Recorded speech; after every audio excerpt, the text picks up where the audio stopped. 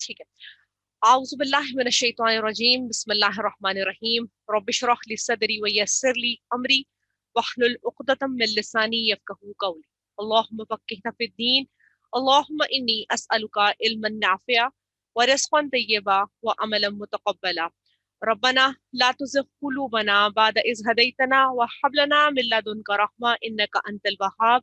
आमीन या रब्बल आलमीन। इस दुआ और इस उम्मीद के साथ कि आप लोग अपने घरों में खैर और आफियत के साथ होंगे, अल्लाह ताला हम सब पर अपना करम, फजल, रहमत, नेमत, सेहत और बरकत को नाजिल फरमाए। अल्लाह ताला हमें आसानियां दे और आसानियां बांटने वाला हम सबको बना दे, आमीन। अल्हम्दुलिल्लाह। आज की हमारी आयत जो है वो है सूरह अल बकरा की आयत नंबर 148 से। इससे पिछली आयत में जब हमने इस अल्हम्दुलिल्लाह पारे का आगाज किया था, तो अल्लाह तबारक व तआला ने जो इरशाद फरमाया हमें, वो ये था कि कुछ लोग ये कहेंगे कि तुम लोगों को किस चीज ने फेर दिया किबले के रुख से। और फिर उसके आगे जब हम आगे बढ़े थे तो हमने ये देखा कि अल्लाह तबारक व तआला ने फरमाया कि ये लोग अपने बेटों की तरह से नबी अकरम सल्लल्लाहु अलैहि वसल्लम को जानते हैं। यानी कि मुराद क्या हुआ कि इतनी वाज़ेह अंदाज से ये लोग अल्लाह तबारक व तआला के भेजे हुए नबी सल्लल्लाहु अलैहि वसल्लम को जानते हैं। आगाज कर लेते हैं, बिस्मिल्लाहिर रहमानिर रहीम। लिकुल्ली वास्ते हर एक वजहतुन, एक रुख है, हुआ वो मुवल्लीहा,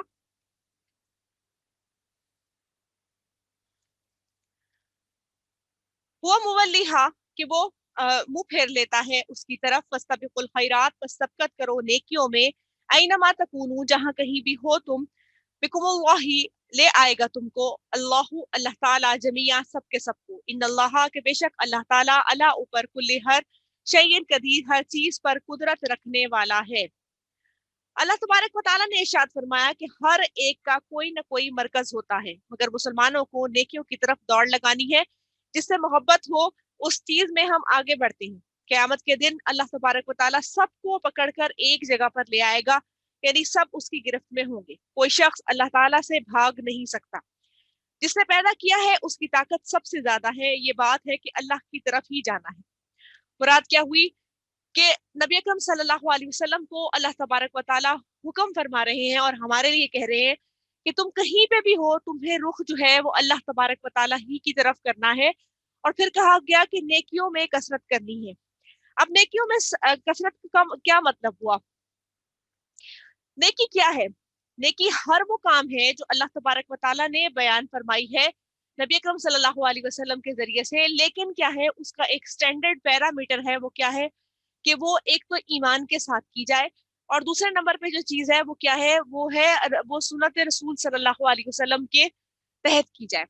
हर वो काम जो हम अल्लाह की राह के लिए खालिसतन होकर करते हैं और ये समझते हैं कि वो नेकी है, तो उसको करने से पहले हमें ये जरूर देख लेना चाहिए कि मेरे नबी सल्लल्लाहु अलैहि वसल्लम ने ये काम किया था कि नहीं किया था। अगर वो उस स्टैंडर्ड पैरामीटर के ऊपर पूरे उतरती है तो फिर वो काम नेकी कहलाएगी, वरना हम कितना भी बढ़ते जाएं आगे, वो चीज नेकी में काउंट नहीं होगी। कहीं ऐसा ना हो कि वो चीज हमारे लिए बाइस वबाल ही ना बन जाए। ठीक है। तो इस सिलसिले में क्या है कि नेकी के लिए भी सोचना, सीखना और समझना बहुत ज्यादा जरूरी है। जैसे अल्लाह की राह के अंदर खालिसतन खर्च करने को अल्लाह ताला ने कहा है। ठीक है, आप अगर किसी मुसलमान की मदद कर रहे हैं तो वो एक सही चीज चल रही है। लेकिन अगर मुअल्लफतुल कुलूब की के मुअल्लफतुल कुलूब कहते हैं कि जैसे जो कि हमारे ये अहले किताब बहन भाई हैं, अगर उनके दिलों के अंदर मोहब्बत डालने के लिए हम कोई नेकी का काम उनके साथ कर रहे हैं, यानी उनके लिए कोई मदद कर रहे हैं, वो चीज तो ठीक है। लेकिन अगर हम वैसे ही देने के बाद और हम ये सोचे कि इसका अजर हमें मिल जाएगा, तो ये वाली चीज जो है वो नेकी के दायरा कार से फिर बाहर निकल जाएगी। आपका सदका, आपका ज़कात, आपका खैरात आपके मुसलमान बहन भाई को लगेगा। आप वैसे दे सकते हैं, लेकिन ये वाली चीज नहीं आप कह सकते कि मैंने जो है वो सदका खैरात जो है वो किसी और को दे दिया जो कि मेरा हम मजहब नहीं था। इसलिए क्या हुआ कि ये चीज देखना बहुत ज्यादा जरूरी है कि आया वो हमारी सुन्नत रसूल सल्लल्लाहु अलैहि वसल्लम को फॉलो कर रही है चीज के नहीं कर रही। और अगर नहीं करती तो फिर हमारी वो चीज नेकी में भी काउंट नहीं होगी। फिर अल्लाह ताला ने फरमाया कि वो जो है वो तुम सबको इकट्ठा करके एक जगह पर लेकर आ जाएगा, क्योंकि वो हर चीज पर कुदरत रखता है। एक वक्त है जिसमें हम सबको जो है अल्लाह ताला ने नेक काम करने के लिए दुनिया में भेजा है, उसके बाद आखिरत का एक वक्त ऐसा आने वाला है जिसमें क्या करेगा, अल्लाह तबारक व ताला हर चीज को समेटेगा, और समेटने के बाद एक जगह पर लेके आके जमा कर देगा, क्योंकि वो हर चीज पर रखता है। उसके बाद अल्लाह तबारक व ताला ने इरशाद फरमाया, वमन हैसु, और जहां कहीं से भी निकलो तुम, खरजलू तो फेर लो, फवल्ली अपने चेहरे को, वजह का अपने चेहरे को, शतरल मस्जिद हराम, जानिब मस्जिद हराम के, व अन्नहु, और बेशक वो, ललहकु, अलबत्ता हक है, मैं रब्बिका, तेरे रब की तरफ से, वमल्लाहु, और नहीं अल्लाह ताला, बिगाफिलिन, गाफिल, अम्मा, उससे जो तामलून तुम अमल करते। यानी क्या हुआ कि जहां कहीं भी हो तुम, अपने चेहरे को मस्जिदुल हराम की तरफ उसका रुख मोड़ लो, और फिर क्या हुआ कि बेशक वो हक है तेरे रब की तरफ से, और अल्लाह ताला तुम्हारे हर अमल को जानता है, यानी उससे बाखबर है। मुराद क्या हुई कि कहीं पे भी से निकलो, मतलब क्या हुआ कि हम जैसे मिसाल के तौर पर पाकिस्तान में रहते हैं, और एक इंडियन साइड इंडिया हो गया, यानी हम लोगों की तरफ का जो किबला रुख है वो एक अलग है। इसी तरीके से आपने बैतुल्ला के अगर चारों कोनों का नाम सुने हो, तो एक रुकन जो है वो रुकने यमानी के तौर पर आता है, एक रुकने इराकी है, एक रुकने शामी है। उससे क्या मुराद हुई कि बैतुल्ला की जो चार साइड्स हैं वो इसलिए इन नामों से पुकारी जाती हैं कि वजह क्या है कि उस तरफ से बैतुल्ला का किबला जो है वो मुख्तलिफ जगहों पे लगता है। असल में क्या हुआ कि जब हम उस मरकज पे पहुंच जाते हैं तो हम किसी भी रुख पे मौजूद होते हैं, तो हम उस रुख पे करके नमाज को अदा कर लेते हैं। लेकिन हर जगह पे रहते हुए क्या था, बैतुल्ला का जो फॉर्म होती है, यानी हमारा जो किबला होता है वो क्या होता है, मुख्तलिफ हो जाता है। जैसे अगर मिसाल के तौर पर हम मगरब की तरफ करके मुंह नमाज पढ़ रहे हैं, तो हो सकता है कि कोई मशरिक की तरफ पढ़ रहा हो सकता है कोई शुमाल की तरफ जानिब मुंह रुख करके नमाज पढ़ रहा हो, और हो सकता है कोई जुनूब की जानिब करके पढ़ रहा हो। तो रिजल्ट क्या निकलता है कि चारों तरफ जो है वो अल्लाह तबारक व ताला की तरफ से जो है वो किबला जो है वो हमारे इर्द गिर्द मौजूद है। तो कहा गया कि जहां कहीं भी हो तुम, अपना रुख जो है वो अल्लाह रब्बुल इज्जत की तरफ मोड़ लो। वजह क्या है कि अल्लाह तबारक व ताला की तरफ ही हमें असल में मुड़ना है। यानी हर मजहब वाले ने अपना पसंदीदा किबला बना रखा है जिसकी तरफ वो रुख करता है। और एक दूसरा मफहूम ये हुआ कि हर मजहब ने अपना एक मनहज और तरीका बना, जिसे कुरान हकीम में अल्लाह तबारक व ताला ने इरशाद फरमाया कि अल्लाह ताला ने हिदायत और जलालत दोनों की वजाहत कर दी है। इसके बाद इंसान को इन दोनों में से किसी एक को इख्तियार करने की आज़ादी भी दे दी गई है। उसकी वजह से मुख्तलिफ तरीकों और दस्तूर लोगों ने बना लिए हैं जो एक दूसरे से मुख्तलिफ है। अल्लाह ताला तो ये चाहता है कि सबको एक ही रास्ते यानी हिदायत के रास्ते पर चला सकता है, लेकिन ये सुलभ इख्तियारात के बगैर मुमकिन नहीं था। यानी क्या हुआ कि अगर अल्लाह तबारक व ताला सबको एक ही रास्ते पर चलाता, तो क्या होता है, जो अल्लाह ताला ने इंसानों को इख्तियारात दिए हुए हैं फिर वो नहीं होते सारे के सारे। और उसका रिजल्ट ये निकलता है कि जो अल्लाह तबारक व ताला ने कहा है कि तुम लोगों को छूट है एक खास वक्त तक के लिए, वो चीज नहीं हो पाती फिर। तो इसलिए ये कह दिया गया कि इम्तिहान तुम्हारा हो रहा है हर मकाम पे, इसलिए क्या करो, तुम खैरात के अंदर सबकत लो, यानी नेकी और भलाई की कामों पर आगे बढ़ते रहो। इसलिए कि कुरानुल हकीम में भी इरशाद होता है कि जो नेकियां होती हैं वो बुराइयों को ले जाती हैं, उनको धो देती हैं। अगर हमारे से गलती से कोई ना कोई गुनाह हो भी जाते हैं, तो हम जो अल्लाह की राह के अंदर सदका खैरात करते हैं और बचने की कोशिश करते हैं, तो वो क्या होता है, हमारी जो अच्छाइयां होती हैं वो बुराइयों को फिर धो देती हैं। इसलिए कहा गया कि तुम्हारे हर हर अमल को अल्लाह तबारक व ताला देख रहा है और जान रहा है, तो तुम क्या करो, बेहतरीन तौर पर अमल करते रहो और नेकी के अंदर सबकत करते रहो। किबले की तरफ मुंह फेरने का हुक्म 3 मरतबा दोहराया गया। या तो ये इसकी ताकीद और अहमियत को वाजिया करने के लिए है, या फिर ये कि क्योंकि एक पहला हुक्म को नस्ख कर दिया गया था, इसलिए कि बार बार इस चीज को दोहरा के बयान किया गया कि लोगों के जहनों में ये चीज वाजे हो जाए। और फिर ये कि जो उनके एतराजात थे अहले किताब के, जो वो बार बार किया करते थे, उससे बचने के लिए भी कहा गया कि क्या हो कि उनसे भी बच जाया जाए और अल्लाह तबारक व ताला के हुक्म की तरफ फिर आ जाया जाए। फिर अल्लाह ताला ने इरशाद फरमाया, वो मिन हैसु, और जहां कहीं से भी, खरजतु निकलो तुम, फवली तो फेर लो, वजह का अपने चेहरे को, शतरल मस्जिद हराम, अपने चेहरे को मस्जिद हराम की तरफ, वहैसु मा कुंतुम, और जहां कहीं भी हो तुम, फवल्लू तो फेर लो, वजूहकुम, अपने चेहरे को, शतराहु, उसकी जानिब, ले अल्लाह ताकि ना यकूनु हो लिन्नासी लोगों के लिए अलैकुम तुम पर हुज्जतन कोई हुज्जत इल्लल्लज़ीना सिवाय उन लोगों के ज़ालिमू जिन्होंने जुल्म किया मिनहुम उनमें से फला तख्शौहुम और ना तुम डरो उनसे वख्शौनी और डरो मुझसे वलियुतिम्मा ताकि मैं पूरा कर दूं नेमती अपनी नेमत को अलैकुम तुम पर वला अल्लकुम तहतदून और ताकि तुम हिदायत पा जाओ। अल्लाह तबारक व तआला ने इस आयत मुबारका के अंदर जो इरशाद फरमाया ये फिर दोबारा ताकीदन तीसरी मर्तबा ये बात दोहराई जा रही है कि अल्लाह ताला ने फरमाया कि जहां कहीं भी हो तुम अपना रुख जो है वो मस्जिदुल हराम की तरफ रुख कर। इसमें तीन पहलू एक निकलते हैं।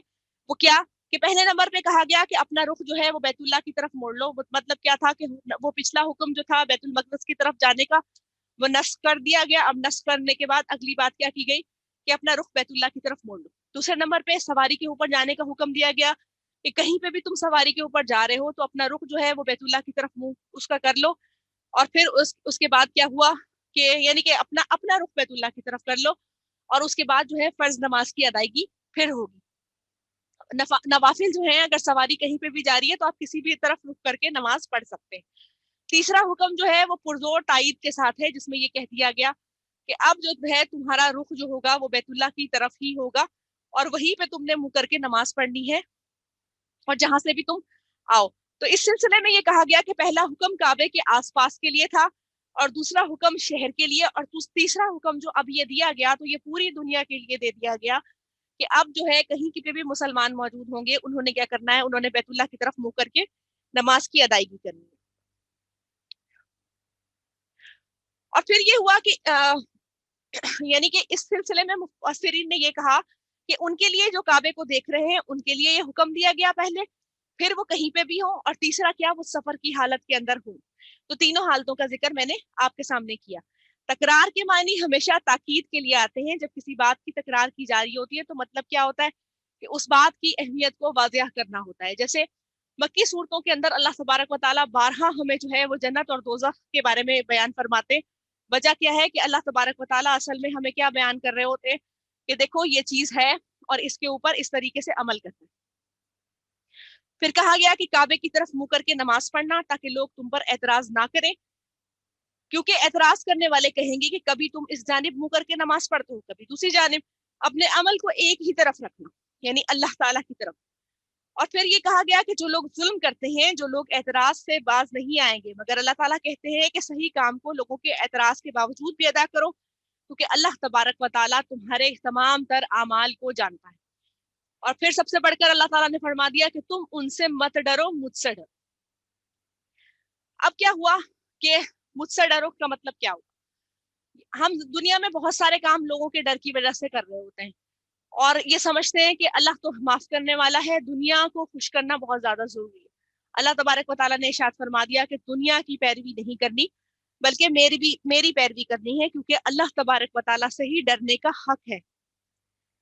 तो कहा गया कि अब जो है मुझसे डरो ताकि मैं अपनी नेमत यानी इस्लाम को तुम पर पूरा कर दूं। अब यहाँ नेमती से क्या मुराद? हजरत अली करम अल्लाह वजह ने इसका मायनी जो है वो इस्लाम के मायनी में बताया। इसी तरीके से हजरत माज रजी अल्लाह ताला अन्हु जो है उन्होंने फरमाया कि हजरत मोहम्मद सल्लल्लाहु अलैहि वसल्लम ने फरमाया कि नेमत का पूरा होना जन्नत में दाखिल होना है और जहन्नुम से खलासी है। इसी तरीके से फिर फरमाया कि जब अल्लाह ताला ने हजरत अली करम अल्लाह वजह से रिवायत है कि रसूलुल्लाह सल्लल्लाहु अलैहि वसल्लम ने फरमाया कि जब अल्लाह ताला ने मुझे पैदा किया तो मेरे वालिदैन से मशवरा नहीं किया, तो मुझे उसका हुक्म मानने के लिए किसी भी मशवरे की जरूरत नहीं है।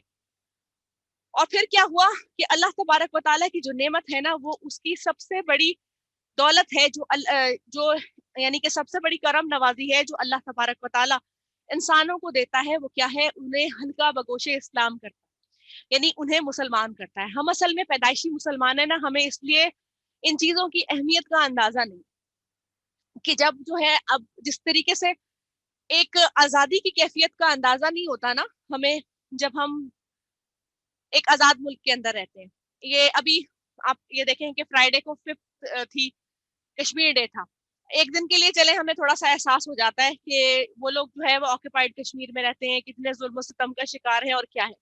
अगर आप इसी को इस्लाम की नेमत और कुफर और जहालत की दौलत से कुफर और जहालत से इसको ताबीर कर लें तो रिजल्ट क्या निकलेगा? आप ये देखें کہ اسلام کے اندر رہتے ہوئے ہم آرام سے اللہ کے بتائے ہوئے اصولوں کے مطابق زندگی گزارتے ہیں، اور کفر کے اندر جب ہم کوئی ہو، اللہ نہ کرے ہم کبھی ہوں اس طرف، تو پھر کیا ہوگا کہ اس میں کیا ہوگا کہ وہ جتنی مشکلات، جتنی تنگیاں ہمیں اس وقت اٹھانی پڑ رہی ہوتی ہیں، کہنے کو وہ لوگ بڑے عیش کے اندر ہیں کہ جو کافر ہے وہ ہر طرح کی چیزوں کو انجوائے کر رہا ہے اور سب کچھ کر رہا ہے، لیکن اللہ کی کے حکم کے بعد جب اسے آخرت کے اندر سب کچھ ملے گا تب اسے پتہ چلے گا کہ کتنی مشکل کے اندر وہ تھا، یعنی اس نے اپنے آپ کے ساتھ کتنی بڑی زیادتی کی تھی کہ وہ اپنے آپ کو دنیا کے اندر برے کاموں کے اندر انوالو کیے ہوئے تھا۔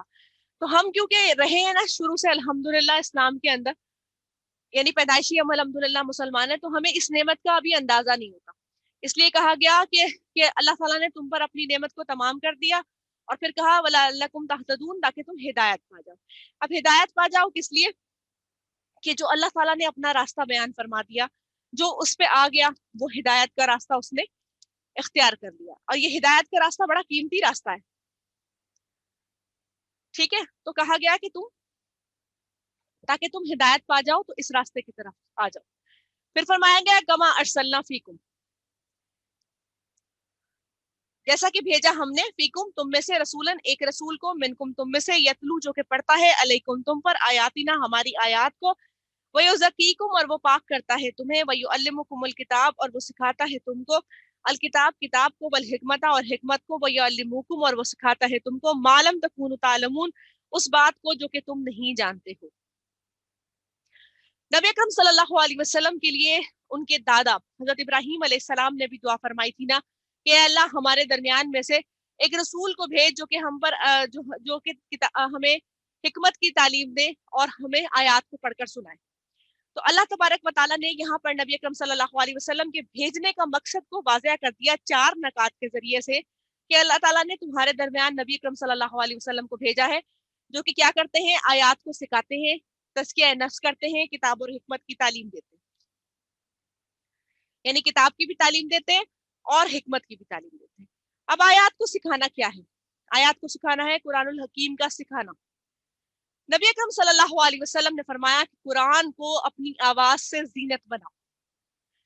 اللہ تعالیٰ کسی کی آواز پر توجہ نہیں دیتے، مگر جب کیا ہوتا ہے کوئی بھی انسان خوبصورتی کے ساتھ، خوش الحانی کے ساتھ، بلند آواز کے اندر جو ہے وہ قرآن الحکیم کی تلاوت کرتا ہے۔ اللہ تعالیٰ نے قرآن مجید جبرائیل علیہ السلام کے ذریعے سے نبی اکرم صلی اللہ علیہ وسلم کو پڑھ کر سنایا، اور یہی وجہ تھی کہ جب رمضان کا دور ہوا کرتا تھا، یعنی رمضان آیا کرتا تھا، تو حضرت جبرائیل علیہ السلام جو ہے وہ سنایا کرتے تھے کلام پاک، اور جب نبی اکرم صلی اللہ علیہ وسلم کا وفات کا سال تھا اور آخری ایرا چل رہا تھا، اس رمضان کے اندر حضرت جبرائیل علیہ السلام نے دو مرتبہ دور کروایا تھا، اور پھر کیا ہوا کہ تاکہ کیا ہو کہ یہ آواز جو خود ہی پڑھی جا رہی ہے وہ اپنے کانوں کے ذریعے سے ٹکرا کر دوبارہ دل کے اوپر اثر کرے، پھر تلاوت کا حق ادا کیا جائے کہ ٹھہر ٹھہر کے خوبصورتی کے ساتھ جو ہے اس کو پڑھا جائے۔ یہ حضرت ابراہیم علیہ السلام کی دعا کا اثر تھا کہ انہوں نے دعا کی تھی، اے میرے رب ان کے درمیان ایک رسول کو بھیج جو ان پر تیری آیات کو پڑھے اور ان کو کتاب کی تعلیم دے اور ان کا تزکیہ کرے۔ تو پھر کیا ہوا کہ اللہ رب العزت نے بہترین طور پر ایک نبی کو بھیجا اور انہوں نے اس تمام تر کیا۔ پھر اس کے بعد کیا ہوا کہ کتاب کی تعلیم دے۔ دوسرے نمبر پہ جو چیز ہوئی کہ تم میں سے اچھا وہ ہے جو قرآن کو سیکھے اور سکھائے، یعنی کتاب کیا ہے، الکتاب کی بات کی گئی، یعنی قرآن الحکیم کی کہ جو کتاب کو سیکھتا ہے اور سکھاتا ہے۔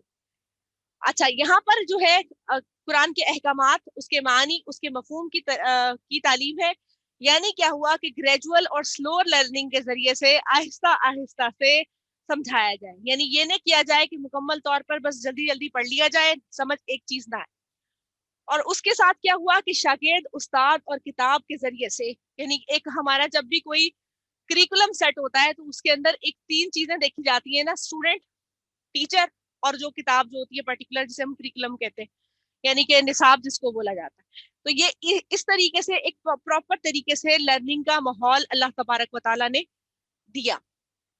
پھر کیا ہوا کہ آواز کا اثر انسان کے عمل کے ساتھ ہوتا ہے، اسی طریقے سے تلاوت قرآن کا اثر ہمارے اعمال کے ساتھ بھی ہوتا ہے، اس لیے قرآن کو پڑھ کر سنانے کو کہا گیا۔ امت وسط کا رول اس وقت ادا ہوگا جب ہم قرآن کو درست طریقے سے پڑھیں گے بھی اور اس کو سیکھیں اور سمجھیں گے. اور سب سے بڑی بات یہ ہے کہ جس طریقے سے ہم یہ والی بات اکثر سنتے ہیں اور پہلے سنتے بھی تھے، مطلب اب تو خیر میں نہیں سنتی لیکن میں پہلے کی بات بتا رہی ہوں کہ کیا کہ موسیقی روح کی غذا ہے. وجہ پتہ کیا ہے؟ ہماری روح کو بھی بھوک لگتی ہے. اچھا وہ بھوک کس چیز سے پوری ہوتی ہے؟ ہم کھانا کھا لیتے ہیں، ہماری باڈی کی ضرورت پوری ہو جاتی ہے، ہم کیا کہتے ہیں اور دیگر جو ہماری ضروریات ہیں ہم ان کو پورا کر لیتے ہیں. تو ریزلٹ کیا نکلتا ہے؟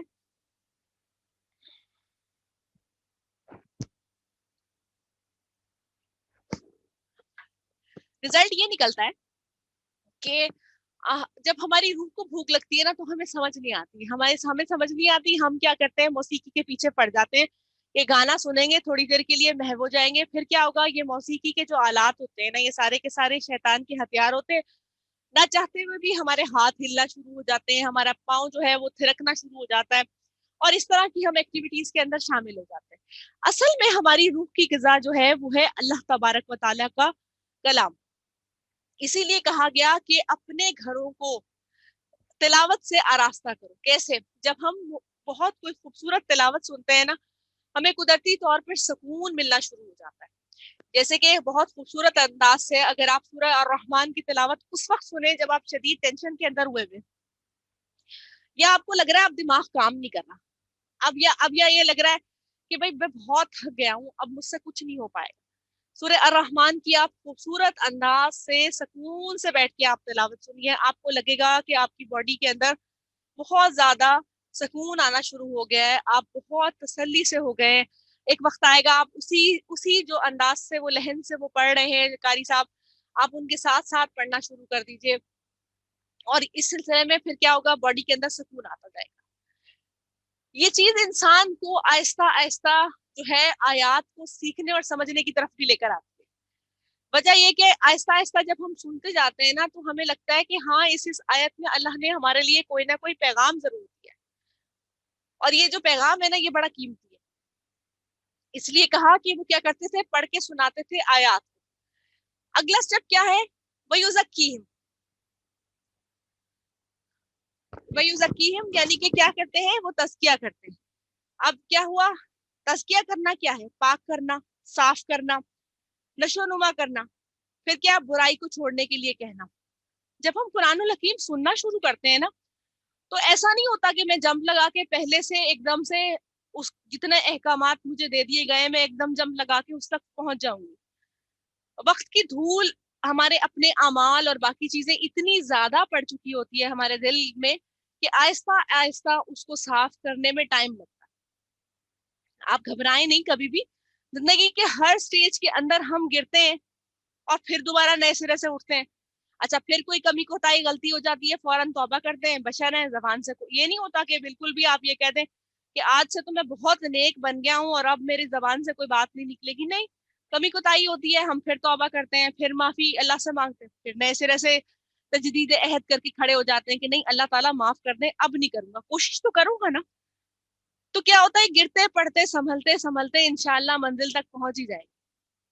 تو یہ جو قرآن الحکیم ہے نا یہ انسان کا تزکیہ بڑا بہترین طور پر کرتا ہے. آپ کے ذہن کے اندر بعض اوقات وہ سوچ آئے گی جو کبھی آپ نے زندگی میں نہیں سوچی ہوگی کہ اچھا میں تو یہاں سے غلط ہوں. اچھا پھر اس کے بعد کیا ہوا کہ بہت ساری چیزیں ایسی ہیں جو کہ سمجھ ہی قرآن کو پڑھتے پڑھتے آتی ہیں. آپ دنیا کی جتنی مرضی تعلیم لے لیجئے، آپ کو آپ کے آباء و اجداد نے جتنی مرضی تعلیم دے دی ہو، لیکن کیا ہوگا کہ جو قرآن کے استاد ہوں گے، جو علماء کرام جن سے ہم پڑھ رہے ہوتے ہیں، کیونکہ میں خود ایک طالب علم ہوں تو میں اس حوالے سے بات کر رہی ہوں، تو وہ ایک نیا پہلو ایسا بہترین جو ہے وہ سکھا جاتے ہیں آپ کو زندگی کے اندر، ایک ایسی نئے ڈھنگ سے آپ کو چیزیں بتا جاتے ہیں کہ آپ حیران ہو جاتے ہیں یہ چیز میرے سامنے تھی، مجھے کیوں نہیں سمجھ آئی. تو یہ آیات جو ہے نا یہ تزکیہ کرتی ہیں، انسان کا تزکیہ کرتے ہیں، جیسے صفائی کرتے ہیں نا، مانجتے ہیں کسی چیز کو، جیسے آپ برتن کو مانجتے ہیں، اس طریقے سے یہ آپ کا دل کی منجھائی اور رگڑائی کا وقت ہوتا ہے. اچھا اس میں بعض اوقات یہ ہوتا ہے کہ جیسے جیسے آپ سٹیپ بڑھنا شروع کرتے ہو نا آگے آگے، آپ یہ مت سوچئے گا کہ میں اب نیک ہونا شروع ہو رہا ہوں، ایک بات کے تحت کہہ رہی ہوں، تو اب میرے اوپر جو ہے وہ ملعون شیطان حملہ نہیں کرے گا. اس کے لیے آپ اپنے آپ کو ریڈی رکھیے कि उसने जितना अटैक आपके ऊपर करना है ना, शायद जो दुनिया में पड़ा हुआ इंसान है उसके ऊपर भी नहीं करना, क्योंकि वो तो मुतमईन है ना उस तरफ से कि भाई इसने तो नहीं इस तरफ आना, अब ये आने लगा, इसको बरगलाओ। उसमें आपको बाज़ औक़ात मुख्तलिफ तरह से परेशानियों का सामना आपको करना पड़ जाएगा। अच्छे भले आप बैठे होंगे, खानदान की कोई ना कोई बात, अच्छा उसके बाद अच्छे भले आप मौजूद होंगे, आपके अजीज़ो क़ारिब दोस्तों की कोई बात, आपके अपने नफ्स के अंदर बीमारियों का अटैक हो गया, जो कि अगली आयत के अंदर अल्लाह तबारक व तआला बयान फरमा रहे हैं। उसके बाद कोई और चीज, कोई और चीज, कोई और चीज, यानी कि वो बहुत सारी चीजों में आपको एंगेज कर देगा कि आपका दिमाग जो आपने फोकस किया था कि आप अल्लाह रब्बुल इज्जत की तरफ आ रहे हैं, आप सीख रहे हैं, समझ रहे हैं, तो फिर क्या होगा, वो आपको पीछे लेके जाने की कोशिश करना शुरू कर देगा। इसके साथ तीसरे स्टेप पे फिर क्या आया, आई थिंक चौथे स्टेप पे आ गया। चौथे स्टेप पे आ गया कि हिकमत की तालीम दो। अब ये जो आखिरी स्टेप पे अल्लाह ताला ने हिकमत की तालीम रखी है ना, वो बड़ी जरूरी है। हिकमत की तालीम के अंदर मैंने पहले भी एक बात की थी, वो क्या थी कि मेरी तरफ से अगर 9 का हिस्सा नजर आ रहा है तो हो सकता है वो आपकी तरफ से 6 का हिस्सा नजर आ रहा है। ठीक है, उसमें बहसों मुबाहिसे में पढ़ने की बजाय हम उसका गश्त निकालें ना बात का, कि असल में जो चीज नजर आ रही है वो क्या है, हम उसके ऊपर इतना टाइम वेस्ट क्यों कर रहे हैं। ठीक है भाई, आपका नुक्ता नजर अलग है, मेरा नुक्ता नजर अलग है, बहस में पढ़ने की जरूरत ही नहीं है। तो ये चीज है, अल्लाह तबारक व तआला हिकमत की तालीम इसलिए देते हैं, यानी कि दी हमें नबी अकरम सल्लल्लाहु अलैहि वसल्लम के जरिए से, ताकि हम बहुत सारी चीजें जो हमें करने के लिए कही गई हैं, हम उनके बेनिफिट्स दुनियावी और मजहबी दोनों एतबार से देखें। अच्छा, जैसे मिसाल के तौर पर अगर मैं ज़कात की बात करूं, तो अगर दुनिया आखिरत में ये कहा गया कि उसका अजर आपको उहद के पहाड़ के बराबर मिलेगा, तो दुनिया में तो वो नजर नहीं आ रहा। ठीक है, लेकिन अगर आप उसको महसूस करना शुरू करें कि आपके अगर माल के अंदर से ज़कात जानी शुरू हुई है, तो अल्लाह ताला आपको कभी किसी चीज की कोई तंगी नहीं देगा हर लिहाज से। अच्छा, दूसरे स्टेप पे क्या चीज है कि आप किसी और के लिए आसानी को पैदा करेंगे, रब्बुल इज्जत आपके लिए हर काम में आसानी को पैदा कर देगा। और अगर हम दुनियावी एतबार से ये चीज देखूं कि जो माल की सर्कुलेशन है ना, अगर वो माशरे के अंदर नहीं बढ़ेगी तो क्या होगा, हर एक के हाथ के अंदर आपको रिवॉल्वर नजर आएगी, हर एक के हाथ के अंदर आपको कोई ना कोई गन नजर आएगी, रोड्स के ऊपर जो है वो क्या कहते हैं, मसले मसाइल शुरू हो जाएंगे। अच्छा, फिर क्या होगा, इसी तरीके से फहाशी का अरूज हो जाएगा। फहाशी कैसे होगी, जब आपको लूटने की आदत हो जाएगी रोड पे खड़े हुए इंसान से कि भाई तू अमीर क्यों है, मैं गरीब क्यों हूँ, तो फिर क्या होगा, मैं लूटूंगा, और लूटने के बाद वही जब हराम का माल आएगा तो हराम तरफ जाएगा। तो ये तमाम तर चीजें जो हैं, अगर हम हिकमत के तहत सोचें तो अल्लाह तबारक व तआला ने ज़कात का जो निज़ाम रखा है वो पूरे का पूरा एक साइंस है उसके अंदर। जो अल्लाह ताला ने आदम अलैहिस्सलाम को चीजों के बारे में बताया था वो एक साइंस थी ना, तो हर निजाम अल्लाह रब्बुल इज्जत का जो है वो एक साइंस के तहत काम कर रहा है, बस समझने की देर।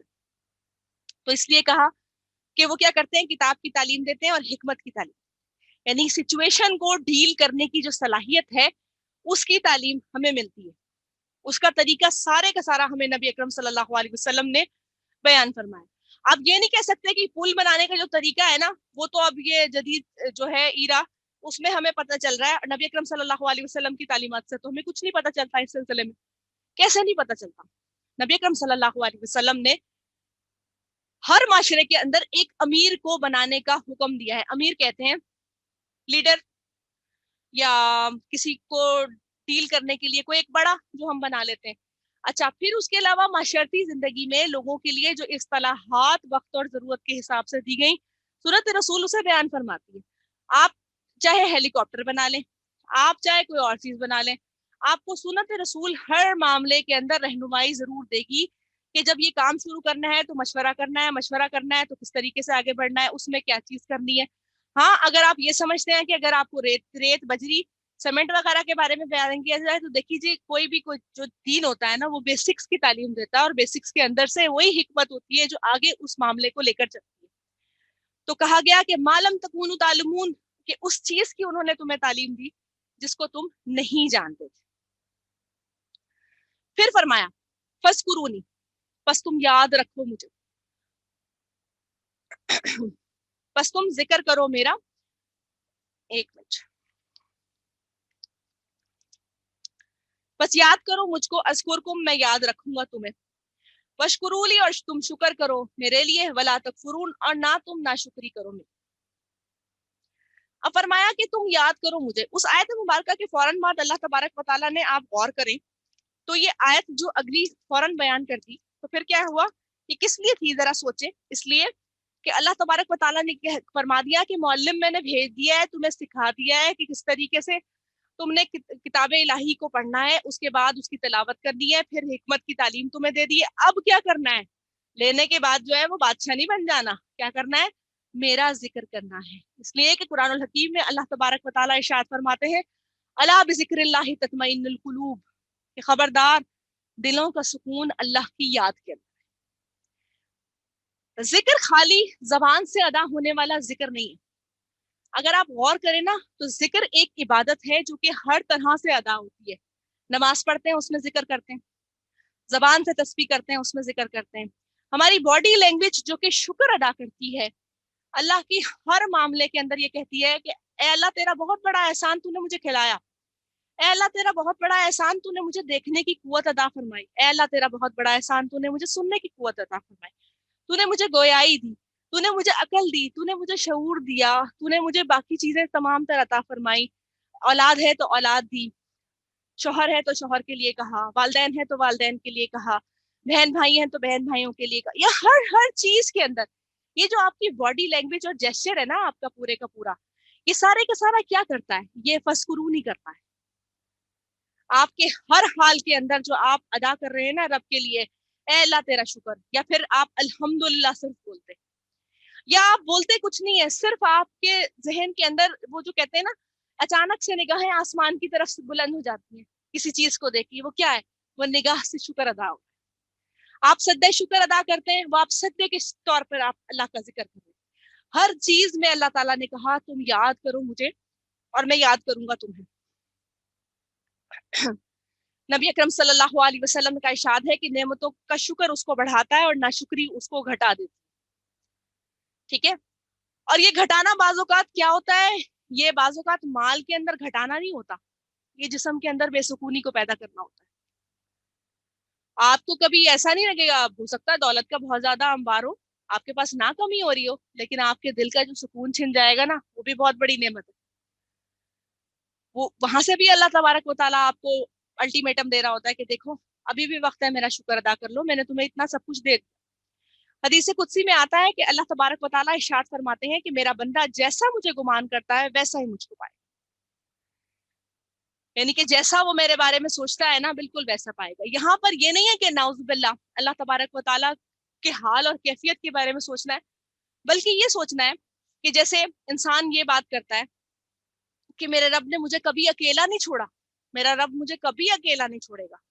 तो क्या हुआ, ये एक उम्मीद है, एक दिलासा है जो इंसान अपने आप को कह के अल्लाह रब्बुल इज्जत की तारीफ में ये इरशाद फरमा रहा है कि मेरे रब मैं तेरे बगैर बिल्कुल अकेला हूँ, तू है तो मैं मतलब हर चीज मेरे साथ सही चल रही है। तो क्या हुआ, ये भी आपने शुक्र अदा किया, तो ये वो गुमान है जो आपने अल्लाह के बारे में रखा, तो अल्लाह आपको ऐसे ही अता फरमाएगा। आपने ये रखा कि जब मेरा रब जो है जैसा यानी कि मैं ये तसव्वुर कर रहा हूँ कि मेरे लिए एक ढाल है, या ये मैं तसव्वुर कर रहा हूँ कि मेरा रब मेरे लिए इसमें आसानियां और खुशाइश और बरकत अता फरमाएगा, रब करेगा आपके लिए ऐसा। इसी तरीके से हदीस कुदसी में आता है कि अल्लाह रब्बुल इज्जत जब किसी शख्स से मोहब्बत करने लगते हैं तो उसका पूरे आसमान के ऊपर ऐलान करवा देते हैं कि मैं जो हूँ इस शख्स से मोहब्बत करता हूँ, तो बस तुम भी करो।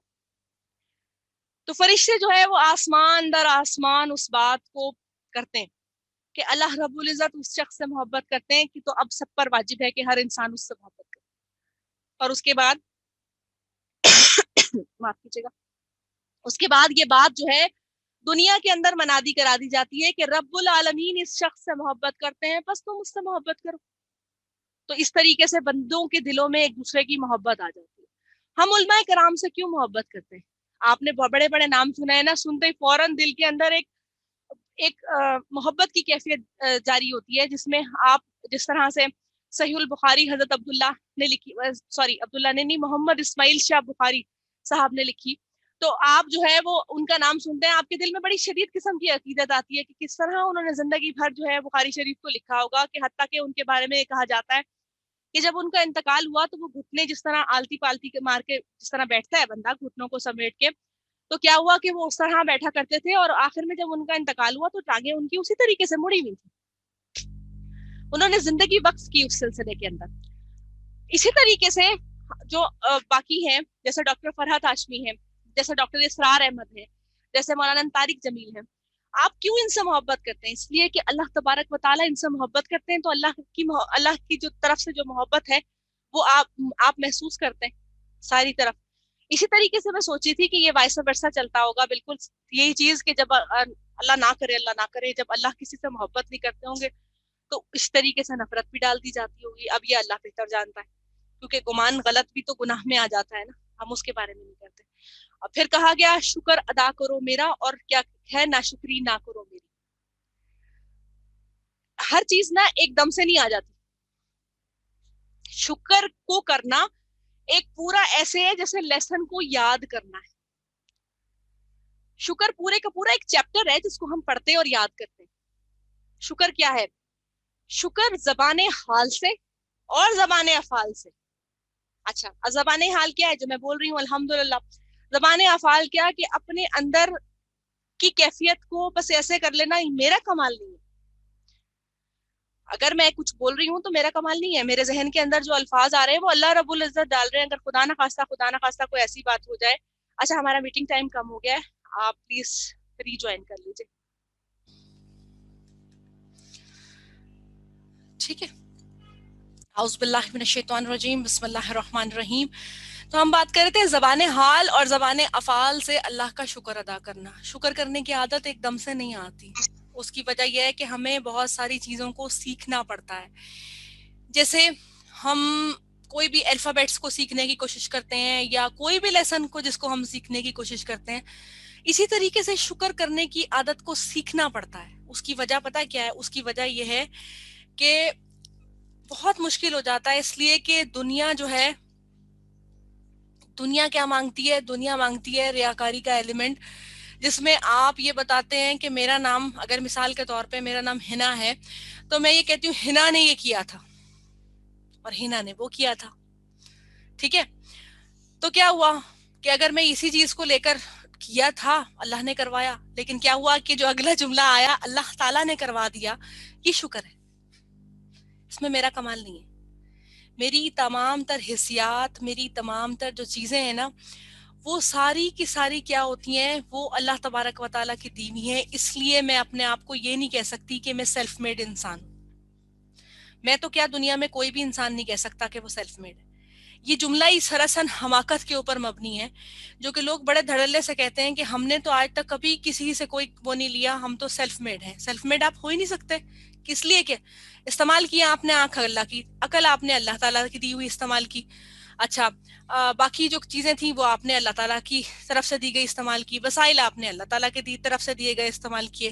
اچھا بھائی، پھر اس کے علاوہ کسی نہ کسی نے تو، چلو اپنوں نے مدد نہیں کی تو غیروں نے تو مدد کی ہوگی نا. تو زندگی میں ان کے دل کے اندر جو بھی اللہ نے رحم ڈالا آپ کے لیے آسانی پیدا کرنے کے لیے، وہ جو ہے وہ اللہ تبارک و تعالیٰ نے کیا. تو تمام تر جو چیزیں ہیں وہ اللہ تبارک و تعالیٰ نے کی طرف سے ہوئی. تو پھر آپ کہاں سے سیلف میڈ آ گئے؟ ہم تو سیلف میڈ نہیں ہے نا. تو اس لیے زبان کو اللہ کے شکر کی طرف لانا بہت زیادہ ضروری ہے. اس لیے کہا گیا وشکرولی، اور شکر کرو تم میرا، ولا تکفرون، اور نہ تم ناشکری کرو میری. اللہ تبارک و تعالیٰ کی طرف سے ارشاد ہوتا ہے کہ جب تنہائی میں کوئی میرا ذکر کرتا ہے تو میں اس کا تنہائی میں ذکر کرتا ہوں، اور جو کوئی مجلس میں میرا ذکر کرتا ہے تو میں فرشتوں کی مجلس میں اس کا ذکر کرتا ہوں. اور ناشکری جو ہے نا انسان کی، وہ کفر کی ایک قسم ہے. اور یہ کافر ہی ہیں جو کہ اللہ تبارک و تعالیٰ کی نعمتوں کا اقرار نہیں کرتے، بلکہ کیا کرتے ہیں؟ ان کا انکار کرتے رہتے ہیں. اس کے بعد پھر اللہ تبارک و تعالیٰ نے ارشاد فرمایا یا ایھا الذین آمنو، اے لوگو جو ایمان لائے ہو، فاستعینوا، مدد کو طلب کرو، بالصبر والصلاۃ، نماز کے ساتھ اور صبر کے ساتھ، ان اللہ مع الصابرین، کہ بے شک اللہ تعالیٰ صابرین کے ساتھ. صبر کیا ہے؟ صبر کیا ہے؟ غلط کام سے رک جانا، اطاعت پر پابندی کرنا، اور غم کے وقت میں بھی اللہ کی حدود کے اندر رہنا، خوشی میں بھی اور غم میں بھی۔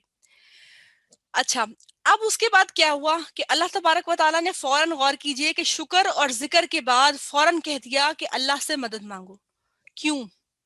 جب آپ شکر کرنے پہ آئیں گے، دنیا کی تمام تر چیزیں آپ کے اوپر حاوی ہونا شروع ہو جائیں گی۔ نفس کا جو شیطان ہے وہ آپ کو ورغلانا شروع کر دے گا کہ بھائی کیا ہوا اگر تم نے کر لیا تو، یعنی تمام تر وسائل تمہیں مل گئے تو کیا ہو گیا، تم نے کیا ہے، تمہیں یہ چیز کی چیمپئن شپ ملنی چاہیے، تم نے سب کچھ کیا ہے۔ اب اس چیز کو بھگانے کے لیے اور دنیا کے ہر معاملے کے لیے اللہ تبارک و تعالیٰ نے ایک بہترین نسخہ ہمیں دے دیا، وستعینوا کے مدد مانگنی ہے کس چیز سے؟ صبر سے اور نماز کے ذریعے سے۔ صبر کیا چیز ہے؟ صبر ہے کہ جو ہم اجلت میں بولتے ہیں نا، یہ میرے ساتھ ہی ہو رہا ہے بس، اور تو کسی کے ساتھ نہیں ہوتا، بس مشکلوں نے میرا ہی گھر دیکھا ہوا ہے۔ اچھا، باقی اس طرح کے جملے جو ہمیں روٹین میں ہم عادی ہیں کہ ہاں بس میرے ساتھ تو ہوتا ہی یہی ہے نا، یا کوئی بھی جملے کے اندر ہم بہت زیادہ اکتاہٹ اور بیزاری کا شکار ہو کر کوئی نہ کوئی اپنے زبان کے اندر سے کوئی چیز ایسی بول دیں جو کہ اللہ تعالیٰ کو ناپسندیدہ ہو، ان تمام تر چیزوں سے بچ جانا۔ اور نماز کیا ہے؟ نماز تو ویسے بھی اللہ تبارک و تعالیٰ کا قرب اللہ انسان کو دلاتی ہے، اور جو سجدہ ہم کرتے ہیں وہ اللہ رب العزت کی ہستی کو کر رہے ہوتے ہیں۔ تو یہ سجدہ جو ہم جھکتے ہیں نا، یہ ہمیں بہت ساری اور جگہوں پہ اونچائی کی طرف لے جاتا ہے، بلندی کی طرف۔ تو پھر کیا ہوا کہ اب مدد مانگو کس سے؟ صبر کے ذریعے سے اور نماز کے ذریعے سے۔ یہ دو چیزیں بڑی امپورٹنٹ ہیں، زندگی میں یہ بہت کام آتی ہیں۔ تو ایمان والوں کو مخاطب کرتے ہوئے اللہ تعالیٰ نے ارشاد فرمایا کہ صبر اور نماز سے مدد مانگو، کیونکہ یہاں پر خطاب مدینہ کے مسلمان ہیں۔ تو اللہ تعالیٰ نے فرمایا کہ جب انسان کے اوپر ذمہ داری بڑھتی ہے تو اس کی ادائیگی مشکل ہو جاتی ہے، اس لیے اس کی قدردانی کرنے کے لیے زیادہ کوشش کرنی پڑتی ہے۔ نعمت ذمہ داری ہے، اس کے تقاضے ہیں، تو لوگوں کو خیر کی طرف بلایا جا رہا ہے، اس لیے کہا گیا کہ صبر سے مضبوطی کے ساتھ اس کے اوپر جم جاؤ، اور پھر نماز کی ادائیگی کرتے ہوئے، یعنی نماز کیا ہے؟ اتحاد اور یگانگت ہے، تو اس کے ساتھ جو سب ایک کے ساتھ ایک کھڑا ہو کے نماز پڑھتا ہے تو کیا ہوتا ہے؟ متحد ہونے کی علامت ہوتی ہے۔ تو اس لیے کہا کہ اس کے ذریعے سے اللہ سے مدد مانگو، کیونکہ شیطان دلوں میں وسوسے اور پریشانی کو ڈالتا ہے۔ اب تمہارے رب نے تمہارا ساتھ چھوڑ دیا ہے، یعنی یہ اس طرح کی چیزیں ذہن کے اندر آتی ہیں کہ میرے تو شاید نہیں ہے۔ اس کی نسبت اگر یہ ذہن کے اندر آ جائے نا کہ مجھ سے کوئی خطا ہوئی ہوگی جو میرے اوپر یہ پریشانی آئے، تو شاید انسان بہت ساری چیزوں سے بچ جائے۔ کیونکہ جب انسان کو اپنی خطائیں یاد آنے لگتی ہیں نا، تو اس کے اندر سب سے پہلا خیال کیا آتا ہے کہ میں معافی مانگ لوں۔ اور جب اسے معافی مانگنے کا خیال آتا ہے نا، تو بہت ساری چیزیں اس کی حل ہونا شروع ہو جاتی ہیں، کیونکہ معافی بھی ایک نیت ہو گئی نا کہ میں اب توبہ کر لوں، اب یہ مجھ پہ مشکلیں آ رہی ہیں۔ کیونکہ یہ نہیں ہو سکتا کہ ساری زندگی لوگوں نے ہمارے ساتھ برا کیا ہو، ہم نے بھی بعض اوقات بہت کچھ لوگوں کے ساتھ کیا ہوا ہوتا ہے جس کے صلے میں ہم بھگت بھی رہے ہوتے ہیں۔ تو اس چیز کو جو ہے وہ دیکھنا بہت زیادہ ضروری ہے کہ ہم کتنا اللہ تبارک و تعالیٰ سے مدد کو طلب کرتے ہوئے کتنا ہم اس کا شکر ادا کر رہے ہیں، کتنا ہم اس کے حضور سجدہ کر رہے ہیں۔ اور پھر اللہ تعالیٰ نے فرمایا ان اللہ مع الصابرین، کہ اللہ تعالیٰ صبر کرنے والوں کے ساتھ ہے۔ صبر کرنے والوں کے ساتھ کس طرح سے ہے کہ جب کوئی انسان صبر کر رہا ہوتا ہے نا، برداشت کر رہا ہوتا ہے، تو کیا ہوتا ہے کہ وہ اللہ کے بہت زیادہ قریب بھی ہو جاتا ہے۔ اچھا، صبر وہ نہیں ہے کہ زبان سے تو آپ بولے چلے جا رہے ہیں اور آپ پلٹ کے جواب بھی دے رہے ہیں، اس کے بعد پھر یہ بول رہے ہیں کہ میں نے تو بہت صبر کیا ہوا ہے۔ نہیں، اسی طریقے سے نبی اکرم صلی اللہ علیہ وسلم نے فرمایا کہ کبھی بھی کوئی جو دکھ پہنچتا ہے نا، اس کے اوپر جو پہلے موقع پر نکلنے والے الفاظ ہوتے ہیں، صبر اسی پہ ہوتا ہے۔ یہ نہیں ہوتا کہ وقت گزرنے کے ساتھ میں نے واویلا بہت زیادہ اس مشکل پہ مچا دیا اور اس کے بعد پھر میں نے اینڈ میں کہہ دیا میں نے تو اب صبر کر لیا۔ نہیں، صبر کیا ہے؟ وہ برداشت اور وہ چیز ہے جو آپ نے زبان سے نہیں نکالی، بلکہ اللہ تعالیٰ کی طرف آپ نے اس چیز کو کی طرف آپ نے منسوب کر دیا کہ اے اللہ، یہ مشکل جو مجھ پہ آئی ہے یہ میری ہی خطاؤں کی وجہ سے آئی ہوگی، اب جو ہے وہ تو ہی مطلب اس میں آسانی کر دے، کیونکہ بعض چیزیں مشکل کی ہوتی ہیں اور بعض چیزیں آزمائشوں کی ہوتی ہیں۔ تو اللہ تعالیٰ مشکلوں کے بدلے میں ہمیں آسانیاں عطا فرما دے اور آزمائشوں میں ہمیں نہ ڈالے۔ مسلمانوں کو ان دنوں جو تھے، مدینہ کے مسلمانوں کو نئی ریاست کا قیام ہو گیا تھا، اور ان دونوں بہت زیادہ مشکلات کا سامنا تھا، تو اس لیے اللہ تبارک و تعالیٰ نے فرمایا کہ صبر بھی کرو اور کیا کرو، نماز کے ذریعے سے مدد مانگو. میں ارد گرد کی مثال اور اپنی زندگی کے احوال اس لیے مطلب انسانوں کی اپنی زندگی کے احوال اس لیے ذکر کر رہی ہوں کہ قرآن الحکیم صرف مدینہ کے یا مکہ کے مسلمانوں کے لیے نہیں تھا، یہ ہم سب کے لیے ہے. اس میں سے جو جو پہلو ہمیں نکلتے جاتے ہیں ان کا ہمیں زندگی کے ہر موقع کے اوپر ان کو امپلیمنٹ کرنا بڑا ضروری ہے. نہیں کریں گے تو یہ کتاب وہی ہو جائے گی جو پہلے جو ہے بس پڑھ لی اور اٹھا کے رکھ دی. جب ہمیں اس کو سمجھ آئے گی، اپنی زندگی پر اس کو عمل پیرا کرنا آئے گا، تب کیا ہوگا، ہمارے لیے آسانیاں ہوتی چلی جائیں گی کیونکہ ہم عمل کرنے لگ جائیں گے. پھر فرمایا ولا، اور نہیں، تقتلوا، نہ تم کہو، لمن یقتلوا، کہ جو واسطے اس کے جو قتل کر دیا جائے، فی سبیل اللہ، اللہ کے راستے میں، امواتن، کہ وہ مردہ ہے، بل احیاء، بلکہ وہ زندہ ہے، ولکن لا تشعرون، اور لیکن تم شعور نہیں رکھتے. پھر یہ کہا گیا کہ جو اللہ کی راہ کے اندر مارے جائیں ان کو تم مردہ مت کہو بلکہ وہ زندہ ہے. اچھا، یہ جو زندگی ہے نا، جس زندگی کی بات کی جا رہی ہے، یہ برزخی زندگی ہے. اس میں اگر آپ قبر کھود کے کسی کو بھی دیکھ لیں گے نا اگر سپوز، تو وہ آپ کو ویسا ہی لیٹا ہوا اور آنکھیں بند ہوا ہوا ہی نظر آئے گا. یہ جس زندگی جس کے اندر اللہ تبارک و تعالیٰ نے فرمایا اگلی آیات میں آئے گا کہ ہم انہیں کھلاتے بھی ہیں اور پلاتے بھی ہیں، یہ سب کچھ جو ہے وہ برزخی زندگی کے اندر ہوتا ہے. یہ ظاہری زندگی کے اندر بالکل بھی کچھ نہیں ہو رہا. ہمیں جو مرنے کے بعد ہمارے اعمال کے حساب سے سزا اور جزا بھی ملے گی نا، وہ بھی ہماری برزخی زندگی کے اندر ہو رہی ہے. ورنہ دنیا میں تو دفنا دیا گیا اور اس کے بعد ڈیکمپوزیشن کے ذریعے سے باڈی جو ہے وہ ڈیکمپوز ہو گئی اور باقی کیا ہوا، معاملہ جو ہے خراب ہو، مطلب ایک پورا کا پورا وہ ہو گیا. تو اس کے بعد کیا ہوا کہ مدینہ میں آپ صلی اللہ علیہ وسلم کو بہت سی مشکلات کا سامنا تھا. اس وقت جو تھے آپ کو امامت کو سنبھالنے کے لیے اور پیغام کو پہنچانے کے لیے بہت مشکلات تھیں. تو اللہ تعالیٰ نے کہا کہ اگر اس معاملے کے اندر تم میں سے کسی کی جان بھی چلی جاتی ہے تو اس کو کیا ہے، مردہ مت سمجھو، کیونکہ وہ اللہ کی راہ کے اندر شہید ہے، کیونکہ تم ان کے زندہ ہونے کا شعور نہیں رکھتے. وہ شعور یہی ہے کہ اللہ تعالیٰ برزخ زندگی کے اندر جو ان کو انعام و اکرام سے نواز رہے ہیں، جو وہ وہاں زندہ ہیں، اس کا واقعی ہم شعور نہیں رکھتے. ٹھیک ہے. اسی طریقے سے نبی اکرم صلی اللہ علیہ وسلم نے ارشاد فرمایا کہ شہیدوں کی روحیں سبز پرندوں میں ہیں، ان کے لیے عرش میں کچھ قندیلیں لٹکی ہوئی ہیں، وہ ارد گرد سیر کرتے ہیں اور پھر واپس آ جاتے ہیں. یعنی اللہ تبارک و تعالیٰ کا یہ فرمان ہے کہ وہ دوسری دنیا کے معاملات ہیں اور انسان جو ہے ان کا عقل اور ان کی شعور نہیں رکھتا. اس وقت وہ لوگ جو اللہ کی راہ کے اندر مارے گئے یعنی شہید ہو گئے تو وہ برزخ میں ہے، یعنی وہ زندہ ہیں، ان کو مردہ نہ کہو. یہاں پر یہ کہا گیا کہ وہ مردہ نہ کہو سے مراد کیا تھی کہ جو لوگ شہید ہو جاتے تھے اس وقت کے اندر، اب تو الحمدللہ جیسے ہم پڑھ رہے ہیں تو ہمیں سمجھ آ رہی ہے، اس وقت کیا ہوتا تھا کہ جو لوگ فوت ہو جاتے تھے تو وہ لوگ یہ سمجھتے ہوں گے نا کہ یہ تو اللہ کی راہ کے اندر گئے اور مارے گئے. تو یہاں پر یہی اللہ نے ارشاد فرمایا کہ انہیں مردہ مت سمجھو، وہ اللہ کے دین کی حفاظت کرتے ہوئے، اللہ کے دین کی ترویج کرتے ہوئے اللہ کی راہ کے اندر شہید ہوئے ہیں.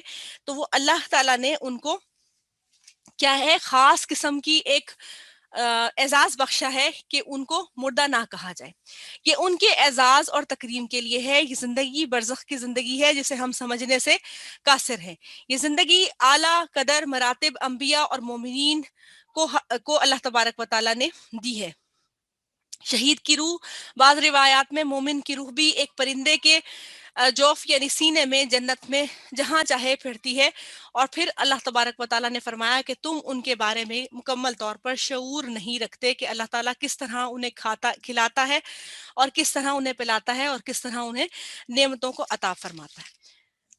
پھر اللہ تبارک و تعالیٰ نے ارشاد فرمایا وَلَنَبْلُوَنَّكُمْ، اور البتہ ہم ضرور آزمائیں گے مطلب ان کو بشیئن ساتھ کسی چیز کے، من الخوفی خوف میں سے، والجوع اور بھوک میں سے، ونقص من الاموال اور کمی پھلوں کی یعنی مالوں کی، والانفسی اور نفسوں کی، والثمرات اور پھلوں کی، وبشر الصابرین اور خوشخبری دے دو کس کو، صبر کرنے والوں کو. اچھا، اگر آپ سیکوینس سے آیات کو نوٹ کریں تو اللہ تعالیٰ نے کیا فرمایا کہ اللہ تبارک و تعالیٰ نے ایک نبی کو بھیجا جو تمہیں تعلیم دیتا ہے، حکمت دیتا ہے اور کیا کرتا ہے، آیات کو تلاوت کر کے سناتے ہیں. اس کے بعد کیا کہا گیا کہ تم میرا ذکر کرو اور میں تمہارا ذکر کروں گا. میرا شکر ادا کرو اور میری ناشکری نہ کرو. ٹھیک. اس کے بعد کیا کہا اللہ نے ارشاد فرمایا کہ مدد مانگو صبر اور نماز سے. اگلا سٹیپ آ گیا. اس کے بعد کیا کیا کہ پھر وہ لوگ جو کہ بیچ میں اللہ کی راہ کے اندر شہید کر دیے جاتے ہیں ان کو تم مردہ نہ سمجھو. اب اس آیت مبارکہ کے اندر آیت نمبر 155 میں اللہ تعالیٰ نے فرمایا کہ تم ضرور آزمائے جاؤ گے. کیوں؟ اس لیے کہ ایمان کا راستہ اتنا آسان نہیں ہے. جو میں پہلے کہہ رہی تھی نا کہ جب آپ شکر کے درجے کے اوپر آنا شروع کریں گے شیطان آپ کو بھٹکانا شروع کرے گا. اور بعض اوقات وہ بھٹکاتا بھی ہے اور بعض اوقات کیا ہوتا ہے اللہ کی طرف سے آزمائش بھی آتی رہتی ہے. اس لیے کہ کہاں انسان کھڑا ہے اس کے اوپر کسی چیز کی تھوڑی سی کمی آ گئی تو کیا وہ اس راہ کے اوپر قائم رہے گا یا ہٹ جائے گا. تو اللہ تعالیٰ نے فرمایا کہ ہم انہیں خوف کے ساتھ ٹیسٹ کرتے ہیں. خوف کیا کہ مومنین کے اوپر خوف کا یہ عالم تھا کہ ہر تھوڑی دیر کے بعد جو ہے وہ کوئی نہ کوئی جنگ جو ہے وہ تھی جس کے لیے ان کو جانا تھا. ٹھیک ہے. سخت سخت رات کے اندر ان کو پہرہ داری دینی تھی. پھر کیا ہوا مال کی کمی. مال کی کمی کیا تھی؟ ایک جگہ سے دوسری جگہ مائگریٹ کر کے آئے تھے. نہ کاروبار اپنا تھا نہ رشتہ دار اپنے تھے نہ کوئی اور چیز اپنی تھی. نفسوں کی کمی. ایک جنگ ہوتی جس میں شہید ہو جاتے بہت سارے اور اس کے بعد پھر جو ایمان والے تھے ان میں کمی ہو جاتی. پھر کیا ہوا ثمرات کی کمی تھی. ثمرات یعنی پھلوں کی بھی کمی تھی اس وقت. اچھا اس کو ذرا آپ آج کے دور کے حساب سے ذرا امپلیمنٹ کرنے کی کوشش کیجیے. اللہ تعالیٰ خوف دے کر کسی بھی قسم کا معاشرے کا اندرونی بھی ہو سکتا ہے بیرونی بھی ہو سکتا ہے اس کا خوف دے کر بھی آزماتا ہے کہ انسان کے منہ سے کیا الفاظ نکلے. کیونکہ اس سے پچھلی آیات میں اللہ تعالیٰ نے فرما دیا کہ صبر اور نماز سے مدد مانگتے رہو. مال کی کمی دے کر بھی آزماتا ہے. آپ کے سامنے بہت سارے ایسے ہی لوگ ہیں. یعنی ایک مثال لے لیجئے کہ دو بہنیں ہیں ان میں سے ایک بہت امیر ہے ایک بہت غریب ہے. جو غریب ہے وہ یہ سوچتی ہوگی اس کے پاس اتنی دولت ہے نا میرے پاس نہیں ہے اللہ آزما رہا ہے. ٹھیک ہے.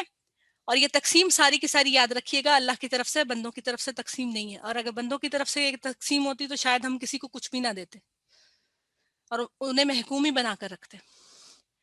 پھر کیا ہوا کہ پھلوں اچھا اس ثمرات کے اندر خالی پھل نہیں ہے ہر طرح کی وہ چیز ہے جو انسان کو سہولت پہنچانے کا کام کرتی ہے. تو فرمایا اللہ تعالیٰ نے کہ ہم تو ضرور آزمائیں گے تمہیں جیسے بھوک سے خوف سے مال کی کمی سے جان کی کمی سے اور پھلوں کی کمی سے. یہ ساری آزمائشیں اکٹھی بھی آ سکتی ہیں اور الگ الگ بھی آ سکتی ہیں. یہ خطاب جو تھا وہ مدینہ کے مسلمانوں کے لیے ہے. مدینہ کے مسلمانوں کو ان سب تکالیف کا سامنا کرنا پڑا. اب جیسے خوف کی بات کی جائے تو نبی اکرم صلی اللہ علیہ وسلم نے فرمایا کہ ایک مرتبہ آپ صلی اللہ علیہ وسلم نے فرمایا کہ آج کوئی پہرا دے تو میں سو جاؤں. تو اس وقت حضرت سعد بن وقاص رضی اللہ تعالیٰ عنہ مسلح ہو کر آئے اور پھر اس کے بعد کیا ہوا کہ ان کی جب نبی اکرم صلی اللہ علیہ وسلم کی پہرہ داری کا وقت تھا تو وہ نبی اکرم صلی اللہ علیہ وسلم جا کر سوئے اور حضرت سعد بن ابی وقاص جو تھے انہوں نے پہرا دیا. یعنی بتانے کا مقصد یہ ہے کہ نبی اکرم صلی اللہ علیہ وسلم بھی اپنی پوری کی پوری ٹیم کے ساتھ جس کو ہم ٹیم بھی کہہ سکتے ہیں صحابہ کرام رضی اللہ تعالیٰ عنہم اجمعین کے ساتھ مکمل اسی طریقے سے پارٹیسپیشن دیا کرتے تھے جس طریقے سے باقی صحابہ کرام کام کر رہے ہوتے تھے. جنگ احزاب میں ہر طرف دشمن کا خطرہ تھا. خوف کی وجہ سے مدینہ کے لوگ سو نہیں سکتے تھے.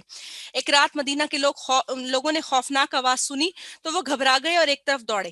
تو آپ صلی اللہ علیہ وسلم وہاں پہلے ہی سے تشریف فرما تھے. آپ صلی اللہ علیہ وسلم نے لوگوں سے کہا کہ تم ڈرو نہیں. یعنی اللہ تبارک و تعالیٰ نے خوف سے بھی آزمایا. یہ مطلب یہ اس طرح سے بھی ہوا ہوگا اگر آپ تصور میں لائیں تو خوف سے اس لیے آزمایا گیا کہ خوف کی وجہ سے کوئی پلٹ کے واپس نہ یہ کہہ دے کہ نعوذ باللہ کہ دیکھو ہم جب سے مسلمان ہوئے ہیں تب سے ہم مشکلات کا شکار ہیں اگر ہم واپس پلٹ جائیں تو یہ سب کچھ نہ ہو. تو خوف سے بھی آزمایا گیا. پھر کیا ہوا بھوک سے آزمایا گیا. جیسے حضرت ابو ہریرہ رضی اللہ تعالیٰ عنہ سے مروی ہے کہ میں نے صفا میں 70 آدمی ایسے دیکھے جن کے پاس چادر بھی نہیں تھی اور نہ کمبل تھا. صرف اتنا کپڑا تھا جو ان کی پنڈلیوں تک آتا تھا تاکہ سطر پورا ہو سکے. یہ اصحاب صفا تھے جو اسلام کی پہلی یونیورسٹی کہلاتی ہے اور یہ دور دراز سے نبی اکرم صلی اللہ علیہ وسلم کے پاس دین کو سیکھنے کے لیے آیا کرتے تھے. اور آج بھی مدینہ جو مسجد نبوی ہے اس میں جو ہے ایک پلیٹ فارم سا بنا ہوا ہے جو کہ اونچا ہے نسبتاً زمین سے. اس کو جو ہے وہ صفا کا چبوترا کہا جاتا ہے. یعنی وہ پلیٹ فارم اس کو نشانی کے طور پر ابھی تک وہاں پر وہ موجود ہے. इसी तरीके से हजरत आयशा सिद्दीका रज़ी अल्लाह ताला अन्हु ने एक मर्तबा अपने भांजे हजरत उर्वा बिन जुबैर रज़ी अल्लाह ताला अन्हु से फरमाया कि हम पर एक ऐसा वक्त आया कि हमने एक चांद देखा और फिर दूसरा। उन्होंने पूछा, खाला आपकी गुजर बसर कैसे हुई? तो उन्होंने कहा कि दो काली चीजों पर, खजूरों पर और पानी पर, और पड़ोस के अंसार खानदान के पास कुछ बकरियां थीं जो हज़रत सल्लल्लाहु अलैहि वसल्लम को वो तोहफतन दूध कभी कभार भेज दिया करते थे। फिर फरमाया कि माल की कमी से आजमाए जाएंगे। तिजारत और माल को छोड़ने की वजह से मुश्किलात में मजीद इजाफा हुआ। आप सल्लल्लाहु अलैहि वसल्लम जो थे वो मक्का में तिजारत किया करते थे। आपका घराना वो घराना था जो कि नबूवत से पहले आपके पास बहुत माल था। तो फिर क्या हुआ? बाद में मुश्किलात का सामना हुआ। फिर फलों की कमी की वजह से कि जंग तबूक में खेत तैयार थे और कटाई के वक्त मुंतजिर था, लेकिन इतला क्या मिली कि रोमियों से जंग करने के लिए जाना है। सब कुछ छोड़ छाड़ के नबी अकरम सल्लल्लाहु अलैहि वसल्लम चले गए, यानी सहाबा कराम यानी के साथ गए और उस वक्त सब छोड़ दिया। उसके बाद जो थे वो एक सहाबी जो थे उनसे जो है नबी अकरम सल्लल्लाहु अलैहि वसल्लम नाराज भी हुए। जितना गज़वा तबूक के अंदर रहे थे तो उतने दिन अल्लाह के हुक्म से मना कर दिया गया कि इनसे कोई बात भी ना करे। इंशाअल्लाहुल अज़ीज़ हम आगे पढ़ेंगे तो आप ये देखिएगा कितनी सख्ती जो है ईमान के सिलसिले के अंदर बर्दाश्त करनी पड़ी है। फिर फरमाया गया वबश्शिर साबिरीन, और खुशखबरी दे दो सबर करने वालों को, इसलिए कि उन्होंने अल्लाह की राह के अंदर सबर किया है। जैसा कह दिया गया, जो कह दिया गया उन्होंने अमल किया। इसके बाद फरमाया गया अल्लज़ीना असाबतहुम मुसीबतुन, और जब पहुंचती है उनको कोई भी मुसीबत, क़ालू इन्ना लिल्लाहि व इन्ना इलैहि राजिऊन, तो वो कहते हैं कि बेशक हम अल्लाह के लिए हैं और उसी की तरफ लौट कर जाने वाले हैं। हर मुसलमान का ईमान इसी जगह पर मुकम्मल हो जाता है कि जब हम ये बात करते हैं ना कि खुशखबरी किस चीज की मिल गई? जन्नत की मिल गई। और जन्नत के मिलने के बाद क्या चीज हुई कि ये कह दिया गया कि जो लोग क्या करते हैं, सबर करते हैं, बर्दाश्त करते हैं और फिर उसके बाद उस पर डटकर जमकर कायम रहते हैं, तो कह दिया गया कि उन लोगों को खुशखबरी दे दो किस बात की, कि उनके लिए जन्नतों की बशारतें हैं। और फिर कह दिया गया कि वो जिन लोगों को मुसीबत पहुंचती है, यानी ईमान वाले ना, तो जिनको पहुंचती है तो वो उसी मौके पर फौरन कह देते हैं कि बेशक हम अल्लाह के लिए हैं और उसी की तरफ लौट कर जाने वाले हैं। मतलब क्या हुआ कि जो माल था वो सारा अल्लाह ताला की तरफ से नवाजा हुआ था, हमारा कुछ भी नहीं था। तो क्या हुआ कि हर वो चीज जो अल्लाह ने हमें दी है वो उसी की तरफ पलट कर जाने वाली है। तो इसलिए उनके दिल को एक खास किस्म की ढारस पहुंच जाती है, एक खास किस्म का इत्मीनान हो जाता है। तो अल्हम्दुलिल्लाह आयत नंबर 155 पे आज अल्लाह का लाख लाख शुक्र हमने मुकम्मल कर लिया। आपका कोई सवाल है तो मुझे बता दें। 258 भी हो रहे हैं, यानी 2 मिनट्स हमारे पास लेफ्ट है। कोई है तो बता दें, नहीं तो हम क्लोज कर लें। उम्मीद है अल्लाह की ज़ात से कि तकरीबन सब चीज़ें आपको समझ आ गई होंगी।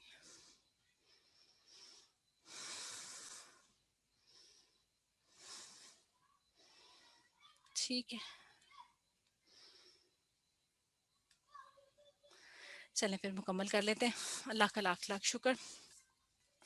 अल्लाहुम्मा आनिस वहशती फ़ी कब्री, जज़ाकल्लाह खैर। अल्लाहुम्मा आनिस वहशती फ़ी कब्री, अल्लाहुम्मा अरहमनी बिल कुरआनिल अज़ीम वजअलहु ली इमामन व नूरन व हुदन व रहमा। अल्लाहुम्मा ज़क्किरनी मिन्हु मा नसीत व अल्लिमनी मिन्हु मा जहिलत वर्ज़ुक़नी तिलावतहु आना अल-लैल व आना अन-नहार वजअलहु ली हुज्जतन या रब्बल आलमीन। सुब्हानकल्लाहुम्मा व बिहम्दिका नशहदु अन ला इलाहा इल्ला अंता नस्तगफिरुका व नतूबु इलैक। अस्सलामु अलैकुम व रहमतुल्लाहि व बरकातुहू। ज़िंदगी बखैर रही तो इंशाअल्लाहुल अज़ीज़ अगले संडे को मुलाकात होगी इंशाअल्लाह। अल्लाह हाफ़िज़।